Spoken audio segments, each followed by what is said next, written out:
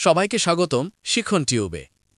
আজ আমরা কথা বলবো মধুপুর পল্টের সাম্প্রতিক ভূমিকম্প, এরপর ঢাকায় অনুভূত কম্পন, কেন ভবিষ্যতে এই অঞ্চল আরও ঝুঁকিতে যাচ্ছে এবং সবচেয়ে জরুরি আমরা কিভাবে বাঁচতে পারি।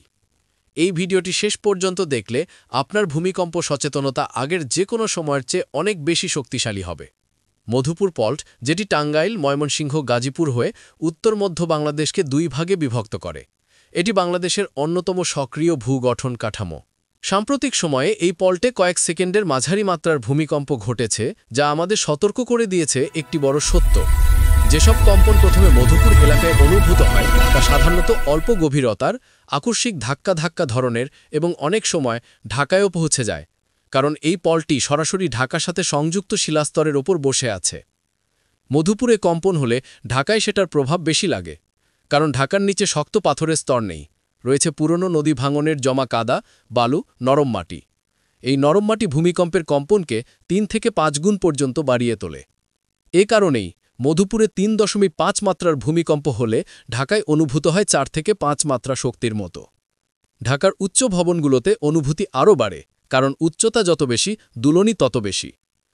বিজ্ঞানীরা আশঙ্কা করছেন মধুপুর পল্ট, সিলেট ডাউকি ফল্ট এবং মিয়ানমার অঞ্চলের সক্রিয় ফল্টগুলো একসঙ্গে বৃহৎ চাপ জমা রাখছে।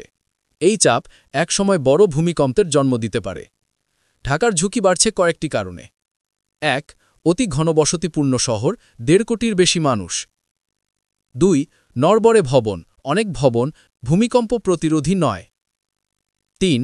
অতিরিক্ত উচ্চ ভবন, যেগুলো ৬.৫ থেকে ৭ মাত্রার কম্পনে মারাত্মকভাবে ক্ষতিগ্রস্ত হতে পারে। ৪. নরম মাটি ভূমিকম্পের শক্তি বহুগুণ বাড়িয়ে ফেলে। ৫. দমকল, হাসপাতাল, রাস্তা সব চাপের মুখে পড়বে। গবেষকরা আশঙ্কা করছেন ঢাকা যদি ৬.৮ থেকে ৭.৫ মাত্রার ভূমিকম্পে আঘাত পায়, তবে ভয়াবহ পরিস্থিতি হতে পারে।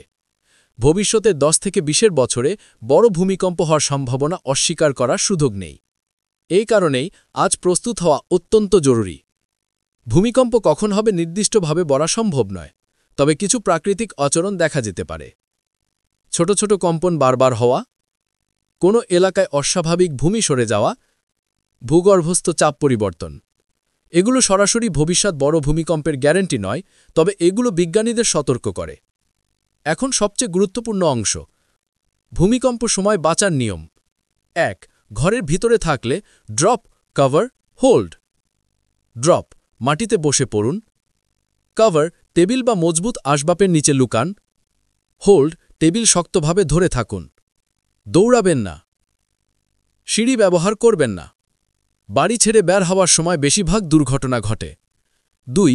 কাঁচের জানালা, আলমারি, দেয়াল থেকে দূরে থাকুন, কারণ এগুলো ভেঙে পড়ে আহত করার সবচেয়ে বেশি ঝুঁকি থাকে। ৩. গ্যাস, আগুন এবং বৈদ্যুতিক শর্ট থেকে বাঁচুন। কম্পন থামলে গ্যাসের চুলা বন্ধ করুন। ৪. ভবনের সিঁড়ি বা লিফট ব্যবহার নিষেধ। লিফট ভূমিকম্পে আটকে যেতে পারে, সিঁড়ি ধসে পড়ার ঝুঁকি বেশি। ৫. বাইরে থাকলে খোলা জায়গায় থাকুন, বাড়ি, বৈদ্যুতিক খুঁটি, গাছ সবকিছু থেকে দূরে। ভূমিকম্পের সময় আতঙ্ক নয়, পরিকল্পনা জীবন বাঁচায়। ঘরের ভারী জিনিসগুলো দেয়ালে শক্তভাবে আটকান। বেড বা টেবিল এমন স্থানে রাখুন যেখানে পড়ে গেলে মাথা বাঁচানো যায়। একটি জরুরি ব্যাগ রাখুন, পানি, শুকনো খাবার, টস, পাওয়ার ব্যাংক, গুরুত্বপূর্ণ নথির কপি, প্রাথমিক চিকিৎসা সরঞ্জাম। পরিবারের সবাইকে নিয়ম শেখান, কোথায় লুকাবো, কিভাবে বের হব, কোথায় মিলিত হব। স্কুল, অফিস, ভবনে নিয়মিত ভূমিকম্প মহড়া হওয়া উচিত। নড়বড়ে ভবন ভেঙে নতুনভাবে তৈরি করা। পুরনো ভবনকে ভূমিকম্প সহনশীল রেট্রোফিটিং করা। জরুরি উদ্ধার দলকে আরও উন্নত করা। রাস্তা, হাসপাতাল, দমকল সবকিছু ভূমিকম্প উপযোগী করা। যদি আমরা এখন থেকেই প্রস্তুত হই, তাহলে বড় ভূমিকম্প হলেও ক্ষতি ৫০-৬০% কমানো সম্ভব।